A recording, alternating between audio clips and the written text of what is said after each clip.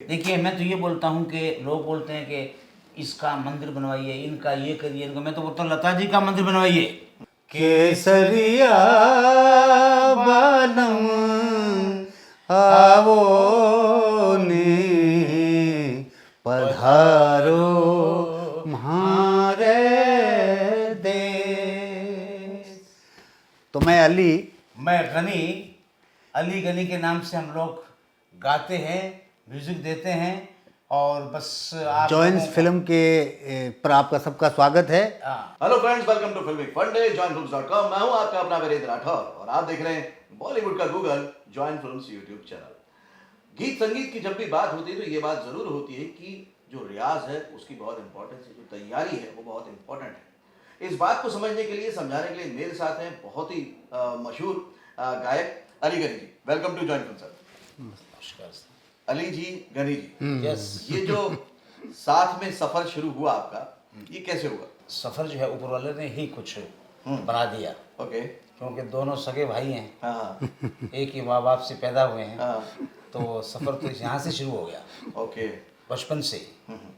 और फिर क्या है कि हमारे पिताजी बहुत अच्छे सिंगर थे, तो उस वजह से ये औलाद के अंदर वो चीज़ें आनी है, उस हिसाब से ये सफ़र शुरू हुआ बचपन से ही। लेकिन ये सोच के कि हम जोड़ी बना के गाएंगे, ये क्या प्लान था? जोड़ी भी तो ऑटोमेटिक ही बन गई ना। अच्छा। हाँ, दोनों साथ साथ ही रियाज करते थे, हाँ पिताजी करवाते थे। हाँ और साथ साथ ही स्कूल जाना हुआ हाँ। तो वहाँ भी हम स्कूल में भी हम साथ साथ ही गाते थे। ओके। कोई भी फंक्शन होता था स्कूल में हाँ। तो हम लोग गाते थे। हाँ। और यूं करते करते धीरे धीरे फिर बाहर निकल गए, तो साथ ही निकले और यहाँ तक आए। तो कितना उम्र का फासला है आप लोगों का? है 2.5-3 साल का। 2.5-3 साल का, तो मतलब बहुत ज़्यादा ज़्यादा नहीं है। फासला नहीं है। तो भाई होते हैं तो बहुत ज़्यादा क्या होती हैं, तकरारें होती हैं, बड़े मतभेद होते हैं आपस में कि संगीत ने जो जोड़ा और जो जोड़ी बन गई, अब पार्टनर बन गए, तो किसकी ज़्यादा चलती है फिर? देखिए, ऐसा है, मुझे तो इस चीज़ की बहुत ज़्यादा खुशी है कि हम लोगों के अंदर दोनों में सेम क्वालिटी है। अच्छा। मुझे लगता है कोई फ़र्क एक रत्ती भी नहीं है, इसलिए वो जलेसी तो खैर भाइयों वैसे नहीं होनी चाहिए, और जलेसी किसी के भी साथ नहीं होनी चाहिए। अगर आप जलेसी रखते हैं तो आप संगीत वाले भी नहीं हैं, कलाकार ही नहीं है। कलाकार ही नहीं है, कोई भी कलाकार हो चाहे। सही बात। हाँ, कलाकार कोई संगीत वाला नहीं होता, कलाकार लिखने वाला भी है। कलाकार जैसे आप हमारा इतना अच्छा इंटरव्यू ले रहे हैं, आपको भी हमने स्टार्ट जो किया उसमें हमने देखा है कि आप भी कितने अच्छे कलाकार हैं, है ना।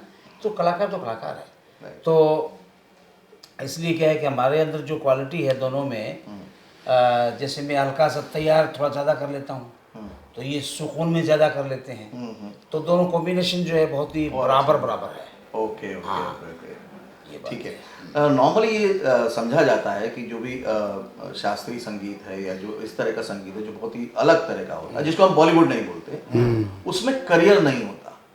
तो आपको कभी डर नहीं लगा कि इसमें करियर कैसे बनाएंगे? जो संगीत की शुरुआत हुई तो वो तो बिना सोचे समझे ही हुई कि आगे क्या होने वाला है। हम छोटे थे, उसके बाद धीरे धीरे हमारे पिताजी ने हम लोगों को इसमें बहुत ही गहराइयाँ म्यूज़िक की, संगीत की छूने की हिदायत देते रहे। उन्होंने जब हम थोड़े से समझने लगे, इतने में एक आवाज़ लता मंगेशकर जी की, देखिए, इत्तेफाक से सबसे पहला नाम लता दीदी का आया है। ओहो। जबकि अब ये दौर ऐसा चल रहा है, ऐसा दौर आ गया है देखते देखते कि ऐसा भी दौर आएगा जिसमें पूरी दुनिया में ये सुनने को मिलेगा लता मंगेशकर नहीं रही। बल्कि मैं आपको यकीन मानिए, एक बात चल पड़ी है उनकी, तो मौसम भी वही चल रहा है फिलहाल। लता जी के हम बहुत बड़े दीवाने रहे बचपन से। हमने स्कूल में, एक छोटी सी स्कूल, दूसरी तीसरी क्लास में ही थे हम लोग, तो हम बीकानेर में टूर्नामेंट में गए थे, तो हमने गाना गाया था वो महलों का राजा मिला कि रानी बेटी राज करे। पूरे हम तो गांव से गए थे, हमारा गांव छोटा सा तेजरा नाम गांव है, बीकानेर के पास है, बंजर धरती थी। इस वक्त तो गांव बहुत प्रोग्रेस पर है, और जिस वक्त मैं बातें सुना रहा हूँ आपको, उस वक्त तो कुछ भी नहीं था। 100-150 घर थे, बड़े वीरान, बंजर धरती, रेगिस्तान। तो उस गांव का एक हम लोग गए थे, तो गांव शहर वालों ने हम लोगों को जो है एकदम उठा लिया। एक बार सुनेंगे वो गाना? हो महलों का राजा मिला, महलों का राजा मिला के रानी बेटी राज करेगी। महलों का फिर देखिए आप, महलों का राजा मिला के रानी बेटी राज करेगी।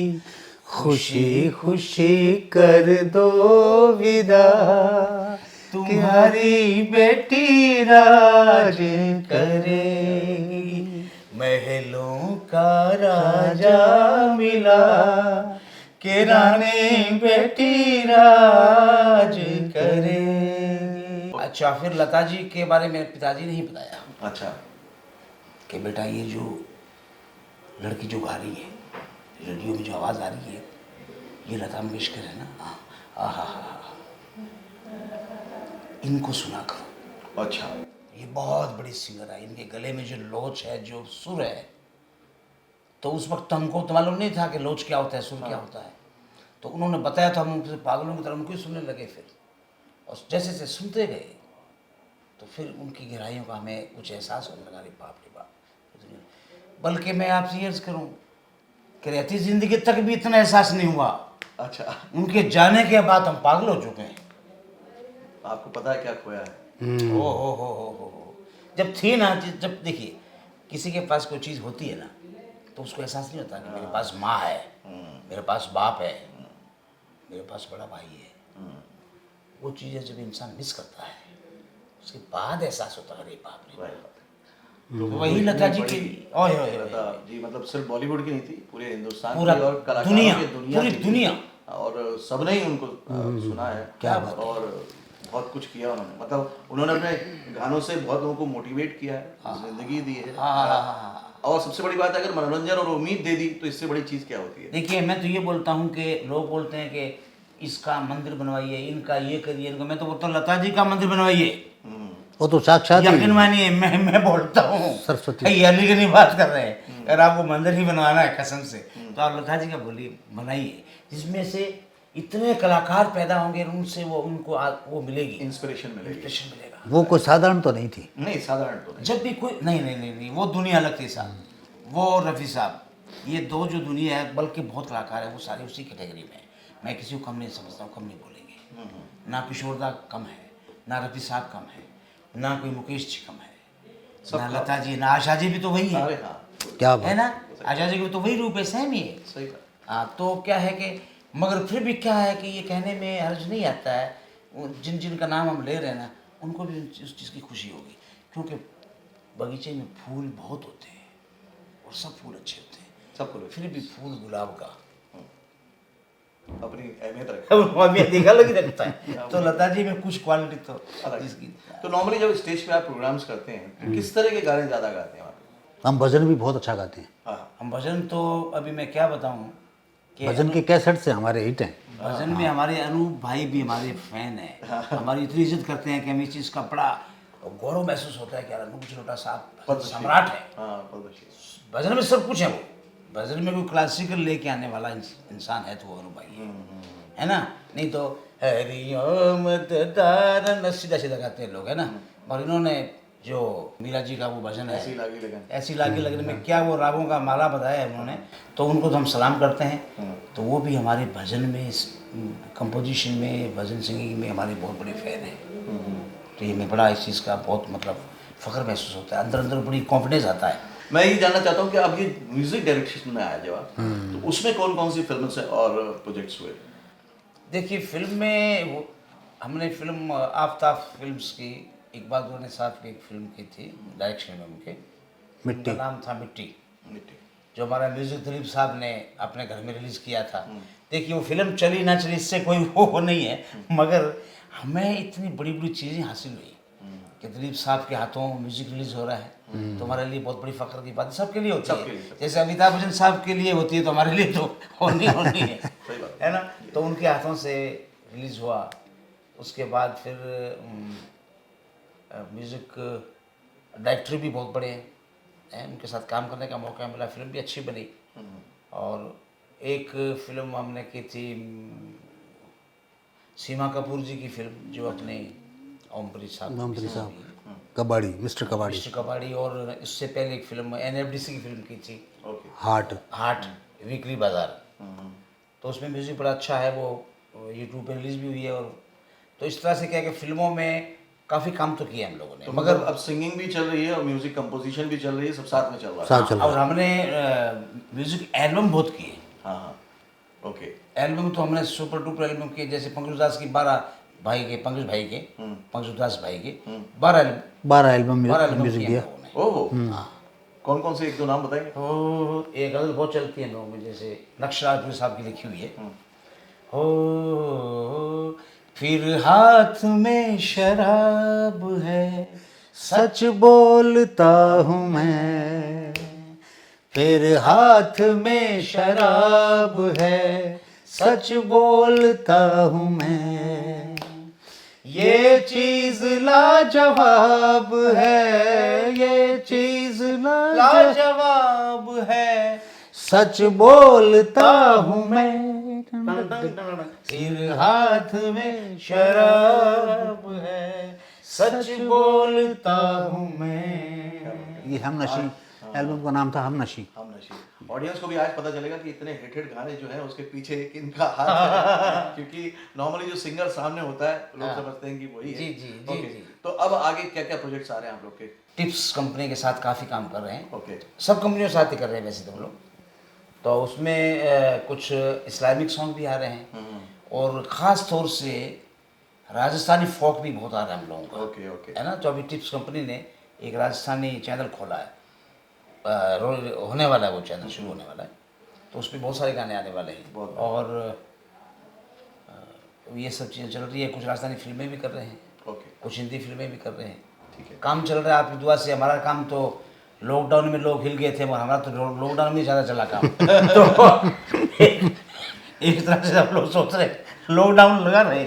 वो सही बात है, ये सभी जानते हैं कि लॉकडाउन में एंटरटेनमेंट इंडस्ट्री ने 48% से ग्रोथ किया। तो मतलब लॉकडाउन हो तो एंटरटेनमेंट चाहिए, और लॉकडाउन ना हो तो भी चाहिए। हाँ, एंटरटेनमेंट चाहिए। लॉकडाउन में तो इंटरनेट ज़्यादा चाहिए ना। एक बहुत बड़ा एल्बम हमारा रिलीज़ हुआ था शुरू में, बिगनिंग में, जो पंकज उदास साहब और साधना सरगम ने गाया था। हाँ, एक था। कभी आंसू, कभी खुशबू, कभी नगमा।